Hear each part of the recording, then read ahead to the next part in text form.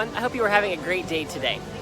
I've been coming to Walt Disney World as an adult for nearly 10 years, and while I love getting to come here with my daughter and share all the magic with her, most of my trips are by myself. And so today I wanted to talk to you a little bit about going solo to Walt Disney World and some of the things that you can do. And so I put together a top 10 list of things that you should do when you go by yourself to Walt Disney World.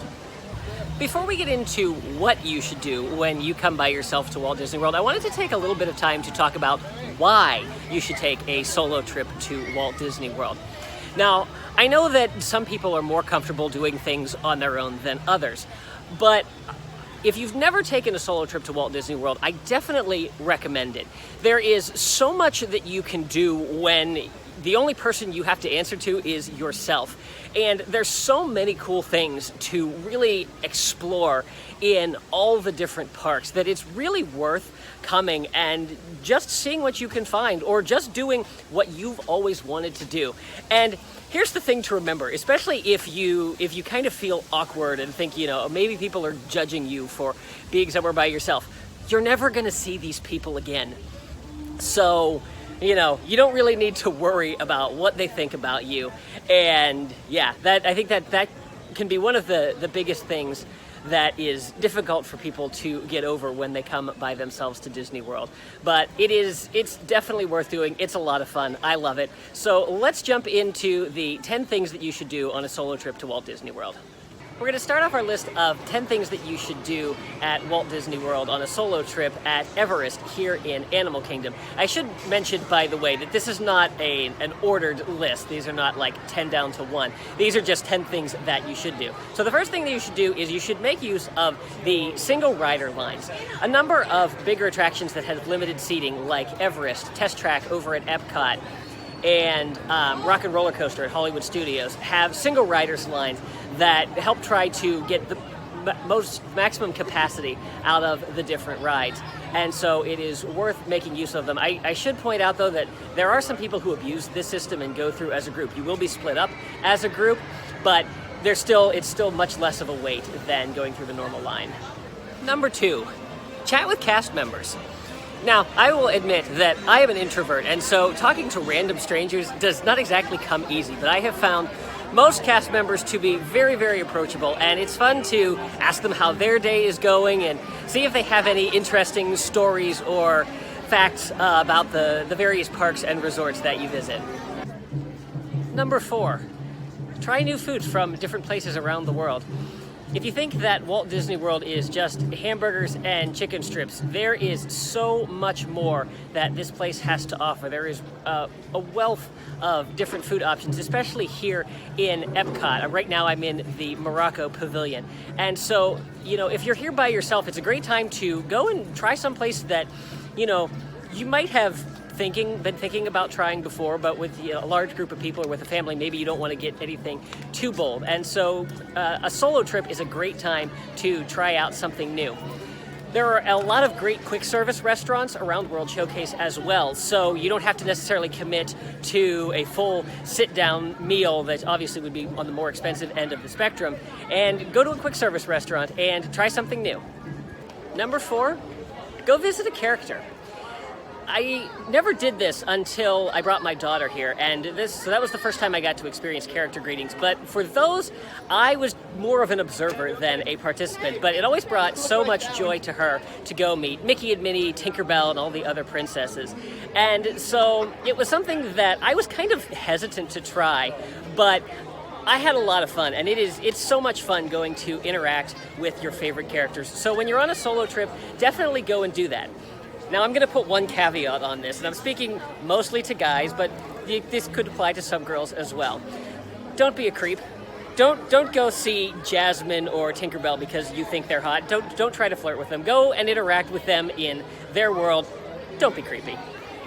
Number 5, take full advantage of prime hours to visit the park. These are typically the first 2 hours after the park opens and the last 2 hours of the night. And this especially really applies to the Magic Kingdom.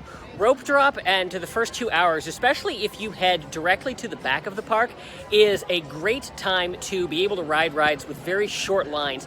And likewise, the end of the night, especially after the fireworks, are a great time to be able to try to catch rides, and because usually you get a lot of people, especially with younger kids, leaving, and so the lines tend to be shorter in those last couple hours. So definitely make use of those times, and if you're going to do rope drop, make sure you're there for at least a half an hour, 45 minutes ahead of time to really be able to take full advantage of that.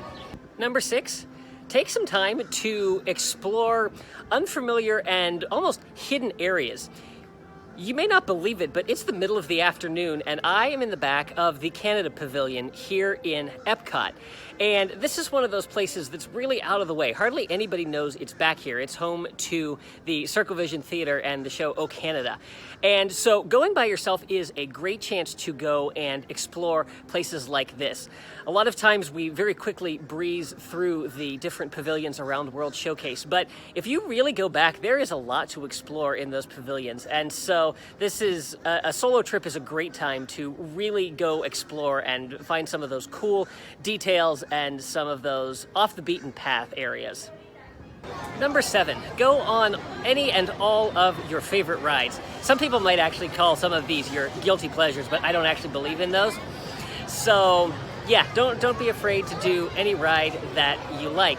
Winnie the Pooh is one of my favorite rides here. It's one of my favorite movies, and I know a lot of people would consider it a kid's ride, but I don't. I love it, and I try to do it every single time I come. Closely following number 7 is number 8, which is ride your favorite rides multiple times in a row. As long as either you don't mind waiting in line or it's conducive to do so because the lines aren't long. The People Mover here in Tomorrowland, formerly known as the Tomorrowland Transit Authority, is one of my favorite rides, and it's one that typically doesn't have a long line. And so if I'm by myself, I like to do it multiple times in a row. Plus, it's a fairly long ride. I think it's about 8 or 10 minutes long, and so it's a nice chance to kind of get off your feet and rest for a little bit as you get to sightsee around Tomorrowland. Number 9. Don't be afraid to ask for a specific seat on some of the more thrilling rides. Being a single rider is a great time to ask for the front car or the last car on a roller coaster, or just any seat that might be, might give you the best view of a ride. Being by yourself is a great way to do that. Make sure when you ask that you ask to wait for it. Don't just say, hey, can you throw me in the front seat? You say, is it all right if I wait for the front seat? Is how you want to ask for that. But definitely make sure you do that. And pro tip, best seat for Thunder Mountain is the last row. So check that out. And we have finally made it to number 10, and I think just in time too, because I am racing the rain to get this video finished. Number 10 is use the fact that you are one single person to get a great spot for the fireworks. Now, here's the little secret with that. Normally, if you're in a group of people, if you want prime spot for the fireworks, like up here in front of the castle, you need to be here a good 45 minutes to an hour, maybe even more, ahead of the fireworks show to be able to get some of those prime spots. But when you're here by yourself, it is very easy to just kind of work your way through the crowd. There tends to be lots of little spaces, and if you have patience, they'll open up. I have managed to get right in front of the castle, trying to get into place no more than 15 minutes before the show. Now, I don't always get the exact spot that I want, but it's a lot easier to do when you're by yourself. So that is something I would recommend definitely trying to do. And and again, that gives you more time that you can spend on rides and doing other things. So that rounds out our list for today. Before you go today, let me know down in the comments if you've ever taken a solo trip to Walt Disney World and what you thought of it, and if there's anything that's on this list that you would recommend someone doing on a solo visit to Walt Disney World. If you enjoyed this video, please be sure to give it a like and share it with your friends. If you haven't already, I would encourage you to subscribe and make sure you click that little notification bell so you can stay up to date on all of my latest posts. Be sure to follow me on social media, and if you'd like to help support the channel, I would encourage you to consider becoming one of my Patreons. You can find links to all of these sites down in the description. Thanks for watching. See you real soon.